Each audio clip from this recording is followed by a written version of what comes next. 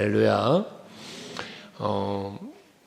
하나님께서 천지 만물을 창조하시고 또 그 시대마다 하나님께서 섭리하시면서 만물을 섭리할 뿐만 아니라 우리 인간의 모든 생사화복까지도 주관하시면서 온 인류의 역사를 주관하며 일하시고 오신 분이 하나님이시잖아요. 근데 이런 하나님의 일하심을 보면 우리들이 인간이 생각할 때에 이해할 수가 없고 또 다 알 수 없는 다양한 일을 하나님은 하심을 발견하게 되어집니다. 근데 그 일하심의 방법은 물론 하나님께서 말씀하시기를 내 생각은 너의 생각과 다르다, 내 길은 너의 길과 다르다는 말씀을 하시면서 일을 하셨는데 우리는 간혹 하나님의 일하심이 우리의 눈에 보이지 않고 되어지는 현상은 보지만 그것이 하나님의 일하심인지를 우리가 깨닫지 못하는 경우죠. 이렇게 하나님이 하시는 일을 우리는 다 헤아리지 못하고 깨닫지도 못하고 그러다 보니 보지도 못하고 이런 경우가 많더라는 것입니다. 그런데 중요한 사실은 우린 믿음의 사람이니까 성경을 알고 있고 믿고 있는 우리들이기 때문에 하나님의 일하심을 믿지 않는 사람들보다는 더 많이 발견할 수 있고 또한 볼 수 있는 또 믿을 수 있는 것이 우리들의 믿음이지요. 오늘 이 시간도 오늘 본문을 통해서 하나님의 일하심을 다시 한번 헤아려 볼 수 있는 귀한 시간이 될 수 있기를 바랍니다. 그리고 하나님은 어떻게 일하시는지에 대해서도 한번 헤아릴 수 있기를 바라는데 사도 바울은 앞 시간에도 계속해서 우리 사도 바울이 지금 죄수로 붙잡혀서 감옥에 갇혀 있는 그런 상황이니까요.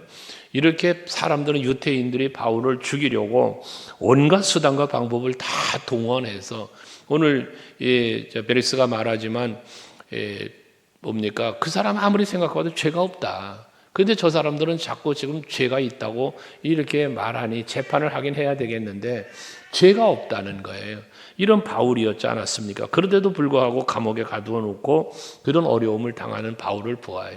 근데 사실 바울을 보면 본인 스스로가 자신에 대하여 밝힌 것처럼 그는 히브리인 중에 히브리인이고 베냐민의 집하고 가말리엘의 문화생이고 뭐합니까? 그들을 자기를 죽이려고 하는 사람들과 같은 동족이란 얘기예요. 같은 신분의 사람이라는 거예요. 뿐만 아니라 로마 시민권까지 가지고 있대요. 이것은 바울의 어떤 당시의 신분이나 또는 자신이 발휘할 수 있는 권세나 이런 모든 것이 다 가지고 있는 사람이었다는 이야기거든요. 그런데도 불구하고 사도 바울은 그런 치욕을 당하고 무죄함에도 감옥에 갇혀있는 이런 어려운 일을 당함에도 불구하고 어떤 증오나 분노로 자기를 바라지 않고 자기의 권세나 힘을 쓰지 않고 그냥 감옥에 갇혀있는 저들의 모습을 보게 되어집니다. 만약에 바울이 자기의 그 힘을 이용해서 저들과 대적을 하거나 또는 권세를 활용해서 자기의 죄수의 몸으로부터 벗어나려고 만약에 했더라면 복음의 능력이나 하나님의 영광은 사라지고 말았을 것입니다.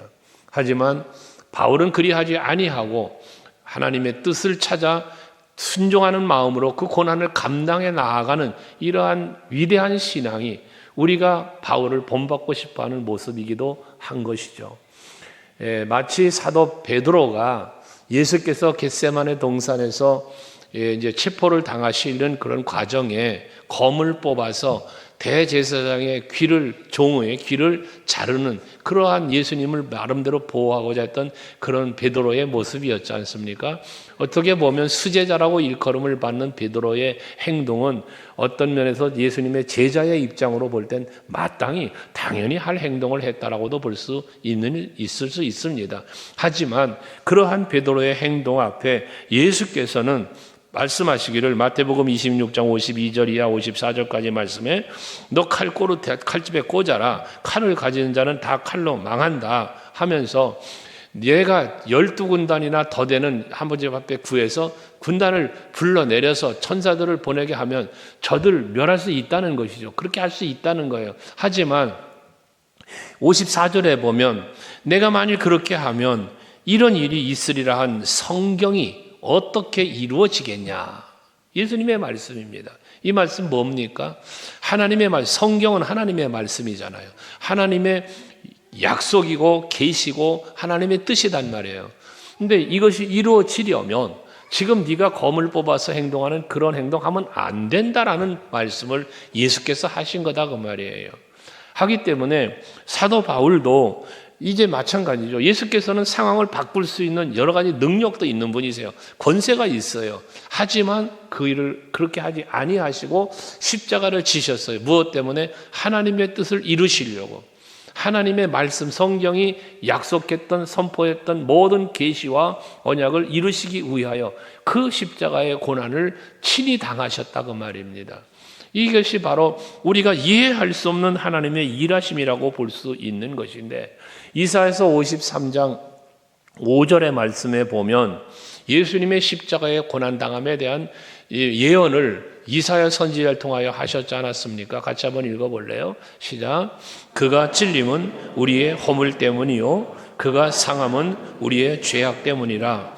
그가 징계를 받음으로 우리는 평화를 누리고 그가 채찍에 맞음으로 우리는 나음을 받았도다. 그렇습니다. 예수님이 고난 당하심에 대한 예언이에요.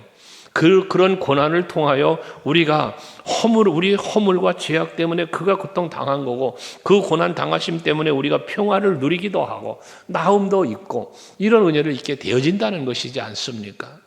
사도 바울은 우리가 예수님이 그러셨던 것처럼 사도 바울도 자기의 권세가 있어요. 자기의 나름대로 힘이 있습니다. 방법이 있습니다. 헤쳐나갈 방법. 이 고통으로부터 감옥에서 벗어나고 자유를 누리고 저 유대인들이 자기를 죽이려고 하는 이 죽음의 공포에서 위협에서 벗어날 수 있는 방법들이 있단 말이죠. 하지만 그 방법을 사용하지 않은 것입니다. 우리가 분명히 알아야 할 것은 내 생각, 내 감정, 내 믿음을 앞세우게 되는 이유가 무엇입니까?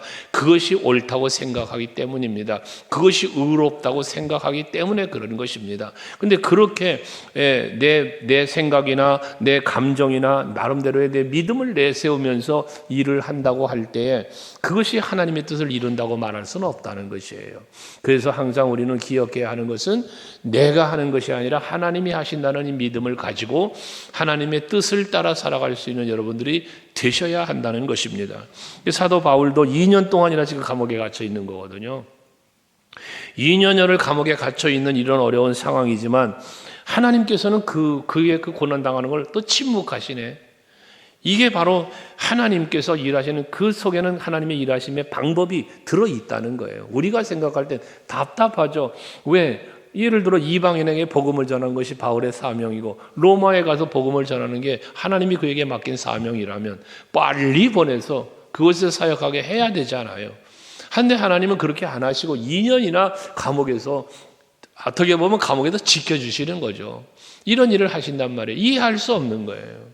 마치 예수님은 하나님이신데 하나님이시는 예수께서 왜 그 고통을 당합니까? 왜 그런 방법을 써서 우리의 구원을 이루십니까? 이해할 수 없어요. 하지만 하나님은 그러한 일들을 통해서 우리에게 주시는 교훈이 있고 우리로 하여금 하나님의 일하시는 방법을 깨달아 알게 하셔서 전적으로 하나님을 바라고 의지하게 만드시고자 하시는 그 깊은 하나님의 뜻이 있다는 것입니다.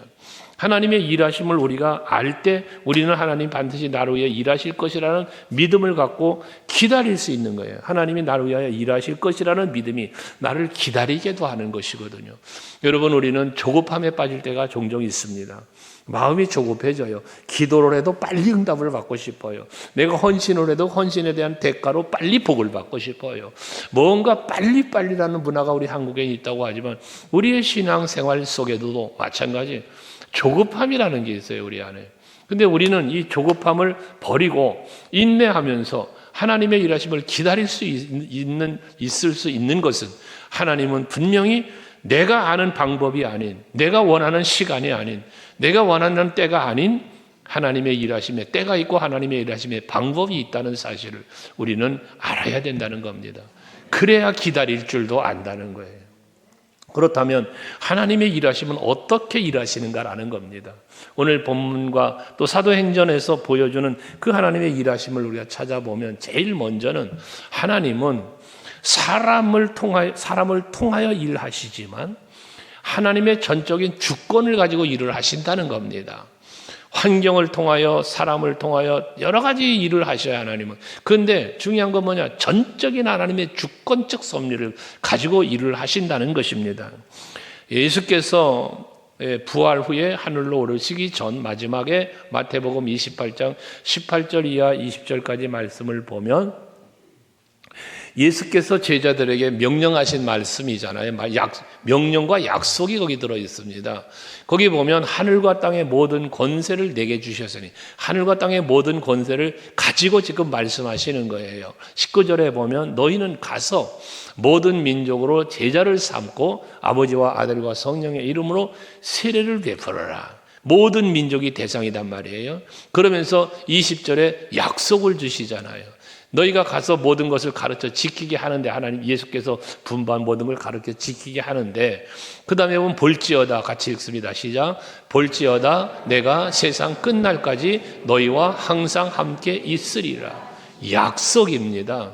내가 너희와 항상 함께 할 거야. 세상 끝날까지 어디를 가든지 함께 할 거야. 이게 약속이에요. 그런데 사도 바울은 어떻습니까? 그러한 하늘과 땅의 모든 권세를 부여해 주시거나 또한 함께 하시면서 감옥에서부터 풀려나는 이런 일을 해 주시는 게 아니라 2년 동안이나 감옥에 감금되어지도록 있었단 말입니다. 오히려 세상 사람들이 바울을 향해서 큰 소리를 쳐가며 죽이겠다고 장담까지 하는 말입니다.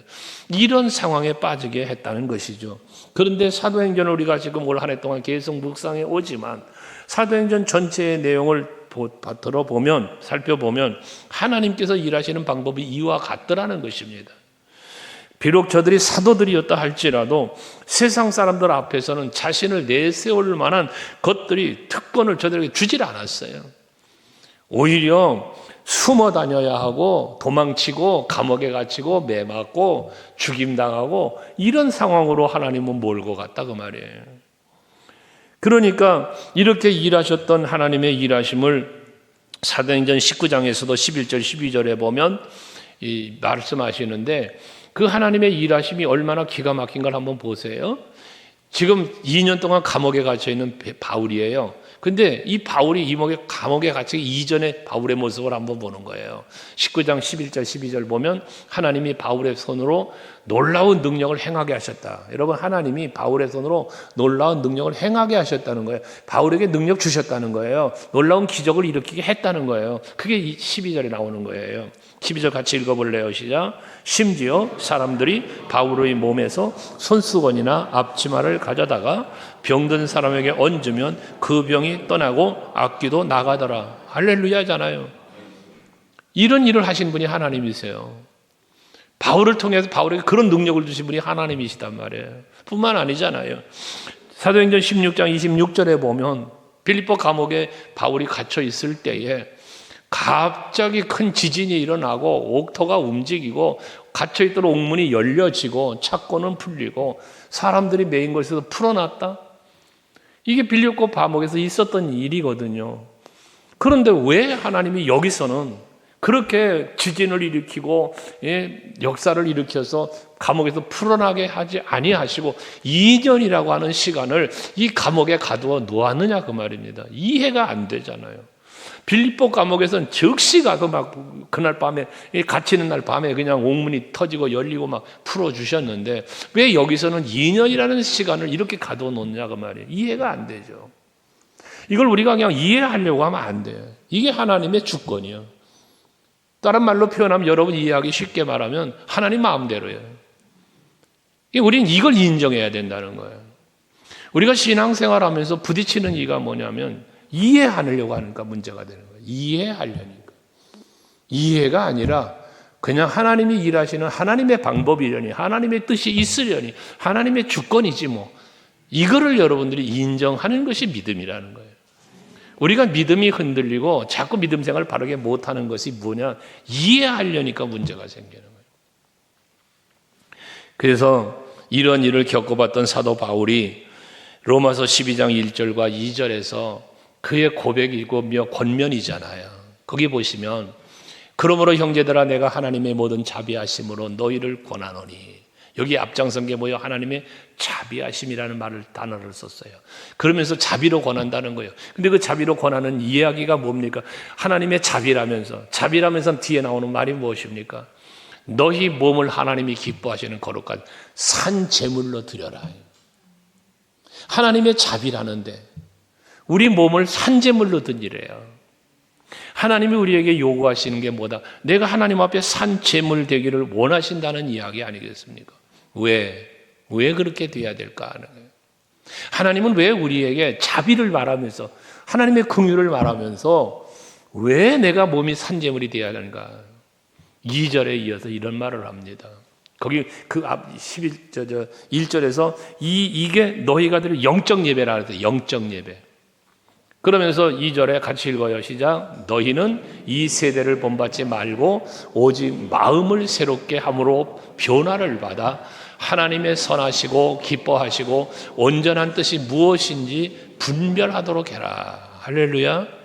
결과적으로 무엇이냐면 내가 하나님 앞에 산 제물이 되고자 나의 생명도조차도 아끼지 않고 하나님의 뜻을 이루는 일에 하나님의 뜻이라면, 하나님의 주권이라면, 하나님이 원하신 거라면 내 생명조차도 내어드릴 수 있는 그러한 삶을 살게 되어질 때 비로소 뭐가 된다는 거예요? 이 세대를 본받지 않고 세상의 유혹에 빠지지 않고 우리의 믿음을 지키며 살아갈 수 있게 되어진다는 것을 말씀하고 있는 것입니다. 하나님은 나에게 힘이나 권세를 자랑할 수 있도록 나에게 그런 어떤 주도권을 주셔서 일하게 하시는 것이 아니라 오히려 하나님은 나를 낮추시고 약하게 하시고 그래서 뭐 하는 거예요? 내가 하는 것이 아니라 하나님이 하신다는 사실을 인정하게 만드시며 하나님은 일하신다는 것입니다. 그러니 우리는 뭐 해야 되겠습니까? 우리는 언제나 기억해야 하는 것은 하나님이 일하심에 대한 생각을 해야 된다는 거예요. 내가 아니라는 거예요. 모든 일하심의 주권을 하나님께 맡겨야 된다는 거예요. 하나님을 바라봐야 된다는 거예요. 그러려니까 어떻게 됩니까? 나를 향한 하나님의 뜻이 무엇이며 내가 해야 할 어떤 일이 있을 때 이 일을 이루어 가신 하나님의 뜻은 어디에 있을까? 어떻게 하나님은 이 일을 이루어 가시려고 하나? 왜 이 일을 이루어 가시려고 하는가? 그 뜻을 찾아 분별하기 위하여 힘쓴 우리들이 되어야 할 것이라는 말씀입니다. 뿐만 아니라 하나님은 주권적으로 일하시지만 내 뜻과 상관없이 전적인 하나님의 주권으로 일하시지만 그 하나님의 일하시는 주권적 섭리 안에는 뭐가 있냐? 하나님의 긍휼하심이 있다는 거예요. 아까 로마서 12장 1절도 말했지만 하나님의 자비하심으로 권한다고 말하잖아요. 그런데 그 자비하심으로 하지만 내가 산재물 되라고 하는데 그 산재물 될 결과가 뭐냐? 세대를 본받지 않고 세상 미혹에 빠지지 않게 되어지는 것은 결과적으로 뭐가 되는 거예요? 하나님 나라에 이르르고 그 나라의 멸류관과 상급을 받는 우리의 행위가 되는 거예요. 이것처럼 하나님의 주권적 섭리 안에 긍휼하심이 있어서 오늘 보세요. 25장 3절의 말씀에 보면 오늘 본문 앞에 3절에 보면 베스도의 호의로 바울을 예루살렘으로 옮기기를 청하니라고 말합니다. 지금 바울을 예루살렘으로 데려가기를 누가 원하는 겁니까? 지금 유태인들이 원하는 거예요. 왜? 그 호송에 가는 과정 속에 길에 매복하고 있다가 바울을 죽이려고 그런 계획을 세웠다는 것입니다. 그런데 만약에 사도 바울이 2년간 감옥에 감금되지 않고 지금 베스도부터 벨릭스로 지금 아그리파 왕까지 왔는데 이런 상황 속에 갇혀 있지 않고 만약에 예루살렘으로 옮겨갔더라면 길에 매복되어 있는 사람이어야 바울은 죽는 거예요. 그러니까 하나님은 저들의 계획을 아시는 거예요. 하기 때문에 하나님께서는 이 바울을 살려주시고 지키시기 위하여 이러한 일을 이루셨다는 것입니다. 그 시대적 상황과 또 그 유대인들의 어떤 상황들을 볼 때 감옥에 가둬놓는 것이 보호받는, 지켜지는 이러한 시간이었다는 것이죠. 어떻게 보면 그 시간은 하나님의 긍휼을 경험하는 시간일 수 있었다는 것입니다. 그러니 우리가 신앙생활 하면서 때로는 답답한 일을 당할 때가 있어요. 힘들고 어려운 일을 당할 때가 있습니다. 왜 나에게 이런 일이 생기나? 하나님 도대체 무슨 일을 하고 계신가라고 생각하고 말할 수 있는 그런 일을 당할 때가 있지요. 하지만 그러나 그 하나님의 일하심 속에 비록 나는 답답할지라도 나의 이 답답함이 오히려 하나님의 뜻이 이루어지고 나의 이 답답함이 오히려 나를 보호해주는 이러한 일들이 되어질 수 있다라는 사실입니다. 이걸 깨달은 사도 바울은 로마서 11장 33절부터 36절까지 말씀을 보시면 바울의 고백입니다. 뭐라고 고백합니까? 깊도다. 깊도다. 뭐가 깊습니까? 하나님의 지혜, 하나님의 지식이 풍성하며 깊다, 풍성하다라는 표현을 합니다. 그러니까 하나님의 지혜와 지식이 깊고 풍성하니 그의 판단은 헤아리지 못할 것이며 그의 길은 찾지 못할 것이다. 하나님의 그 지혜와 지식이 너무나 풍성하시고 너무나 깊다 보니 우리의 지식으로 우리의 지혜로 헤아릴 수 없다는 거예요. 이 사실을 바울은 고백을 하는 겁니다.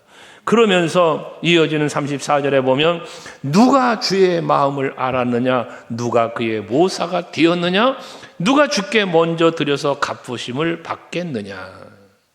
마지막에 36절에 이는 만물이 주에게서 나오고 주로 말미암고 주에게 돌아감이라. 모든 것은 하나님이 만드셨고 하나님이 섭리하시고 마지막도 영원 전부터 계신 하나님, 영원까지 계신 하나님이 이 세상의 모든 만물을 창조하셨을 뿐만 아니라 섭리하시는 모든 과정이 다 하나님께 주권에 있다는 거 아닙니까? 그러니까 우리는 뭐 해야 된다는 거예요? 그 하나님의 주권적인 섭리 속에 그 긍휼하심으로 역사하시는 그 긍휼 앞에 우리는 마지막 뭐라고 말합니까? 그에게 영광이 세세에 있을지어다. 아멘 되십니까? 우리는 하나님의 일하심을 보면서 내 생각과 달라요. 나는 답답해요. 나는 괴로워요. 나는 지금 막 낙심하고 절망 가운데 빠질 수 있어요. 하지만 하나님의 일하심 속에는 긍휼하심이 있다는 믿음이 내게 있으면 이런 모든 것조차도 이겨내 가면서 하나님께 도리어 감사와 찬송 영광을 돌리게 되어진다는 것입니다.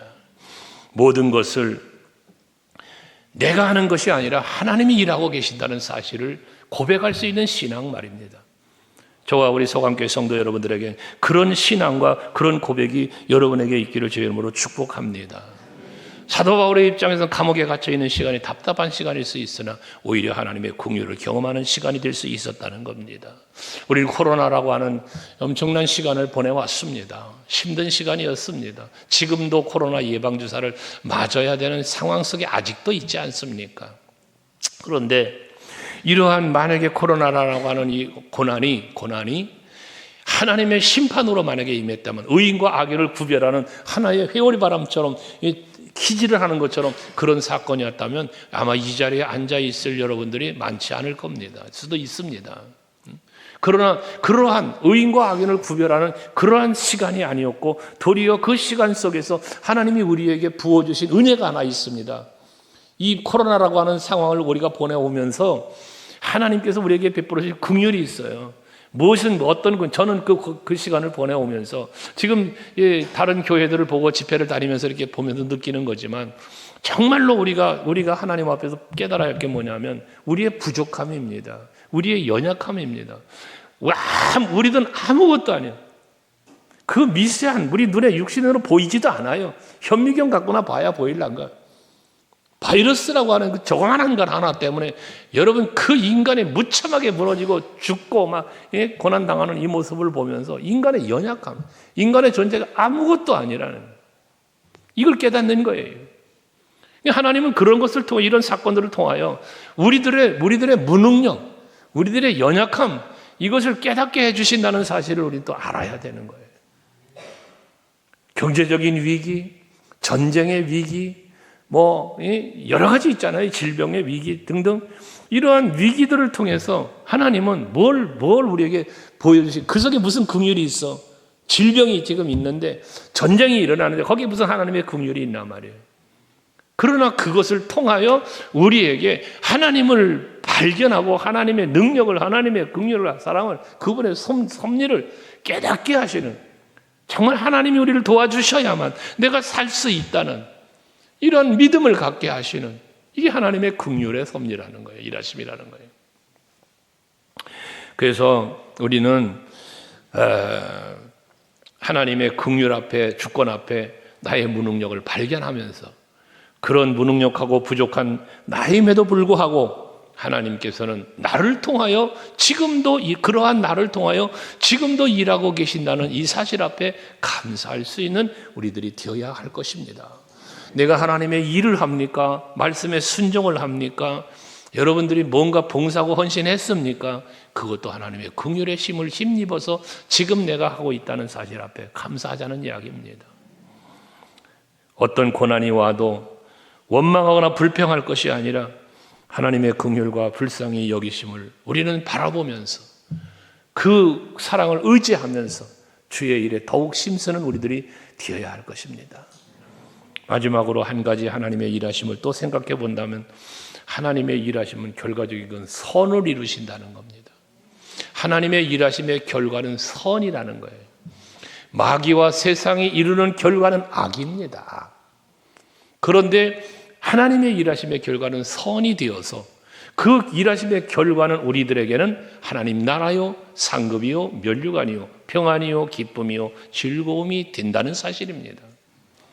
여러분들, 하나님이 사도 바울을 부르신 목적은 로마의 통치를 이스라엘이 받고 있잖아요. 근데 이스라엘이 아니라 저 로마의 통치를 하고 있는 황제인 그 카이사 앞에 가서 복음을 전하는, 이게 바울의 사명이었지 않았습니까? 그러니까 그렇기 때문에 지금 이 겪고 있는 벨릭스나 베스도나 아그리빠 앞에서 하나님은 바울을 죽게 내버려둘 수가 없어요. 그 가이사 앞에 가야 돼. 로마까지 가야 되는 거예요. 가야 되는데 가야 되는 과정에서 지금 여기서 예루살렘으로 호송하다 죽어 안 되는 거예요. 어떤 총독이 재판을 해서 거기서 죽여 사형 선고를 내려 그 빌라도처럼 예수님 내줘서 십자가에 죽이는 것처럼 여러분 바울을 그렇게 죽이면 안 되는 거예요, 하나님은. 그러니까 지키시는 거예요. 그래서 그 뜻, 선하신 뜻을 이루어 결국 이 하나님이 이루신 선은 뭡니까? 로마의 구원이에요. 바울을 살리시는 게 선이 아니라 이 바울을 살려서 저 로마에까지 가서 가이사와 그 로마 사람들에게까지 이방인에까지 복음을 전해서 그들의 구원을 이루시는, 이게 하나님의 선이다 그 말이에요. 이런 선을 이루시기 위한 하나님의 일하심이 있다라는 것이죠. 그래서 사도 바울은 로마서 마지막 16장 25절에서 27절 말씀에 보면 나의 복음과 예수 그리스도를 전파함은 영세전부터 감추어졌던 것이다 라고 말하는데, 이 감추어졌다는 의미는 뭡니까? 하나님의 계획 속에 있었다는 거예요. 하나님의 계획 속에. 그래서 이제는 나타나신 바 되었는데, 이제 나타나셨다는 게 뭡니까? 예수 그리스도로 나타났고 지금 복음으로 나타나고 있고 이방인들에게 구원의 복음이 전파되고 있는 것이, 이게 나타난 거예요, 이게. 그래서 하나님의 명을 따라 선지자들 글로 말미암아 모든 민족이 믿어 순종하게 하시려고 알게 하신 바 그의 신비의 계시를 따라 된 것이니 이 복음으로 너희를 등이 견고하게 하실 것이라는 거거든요. 마지막 27절을 같이 읽어볼까요? 시작. 지혜로우신 하나님께 예수 그리스도로 말미암아 영광이 세세 무궁하도록 있을지어다. 그렇습니다. 이게 바로 그리스도의 십자가 지심처럼 바울을 지키시고 바울을 살리셔서, 이제는 바울을 죽이는 게 아니라 살리셔서 로마로 보내서 저들이 구원을 이루어서 그리스도 예수로 말미암아 영영토록 예수 하나님께 영광이 돌려지는, 이게 하나님의 선을 이루심이라는 거예요. 이것이 하나님의 방식이기 때문에 그 하나님의 일하심 속에는 어떤 때는 우리의 모습은 간 곳 없어요. 나는 없어지는 거야. 다 하나님이 하시는 거예요. 하나님이 영광을 드러낸다는 그거잖아. 나는 없고 여호와의 영광만 드러나는 거예요. 어떤 의미에서 우리 신앙생활은 이와 같아야 돼요. 우리 교회가, 우리 성도 여러분들께서 하나님의 일을 해. 무슨 일을 하든 여러 가지 봉사와 헌신을 해. 우리가 선교도 해. 뭐 여러 가지 일을 해요. 그런데 그 하는 모든 일들이 하나님의 영광만 드러나니까 나는 감추어지는 거예요. 나는 없는 거예요. 한번 따라 합시다. 내가 한 것은 아무것도 없습니다. 하나님은 어쩌면 우리에게 이 고백을 듣고 싶어 하실 거예요. 내가 한 것은 아무것도 없습니다. 이 고백 속에 뭐가 내가 한 것은 아무것도 없습니다는 고백 뒤에 뭐가 나와야 돼요? 모든 것은 하나님이 하셨습니다. 여러분, 정말 우리의 고백이 이 고백이 돼야 되는 거예요. 사도 바울이 그러잖아요. 내가 사도보다 더 많은 일을 했다는 거예요. 하지만 이 모든 것은 다 하나님의 은혜로 되었다는 거예요. 이게 바울의 고백인 것처럼 우리 서강교회 성도 여러분들도 마찬가지입니다. 내가 한 건 아무것도 없어요. 모든 거 다 하나님이 하셨습니다. 내 인생도, 내 가정도, 내 삶도, 내 직장도, 우리 교회도 모든 거 다 하나님이 하셨습니다. 이런 고백을 할 때에, 이런 고백을 할 수 있는 여러분, 우리의 신앙이 되었을 때에 비록 똑똑하지 않고 잘난 건 없어도 걱정할 게 없어요. 왜? 하나님이 하실 거니까요. 당장 원하는 것이 이루어지지 않아도 불안하지 않아요. 왜? 하나님이 하실 것이기 때문입니다. 내가 기대한 대로 되지 않는다고 해도 실망할 것이 없어요. 왜? 하나님의 뜻대로 이루어질 거니까요. 예수께서는요, 요한복음 14장 12절 요거 같이 읽어볼래요? 요거 정말, 요 말씀 여러분 정말 마음에 담고 믿음으로 담으세요. 요거.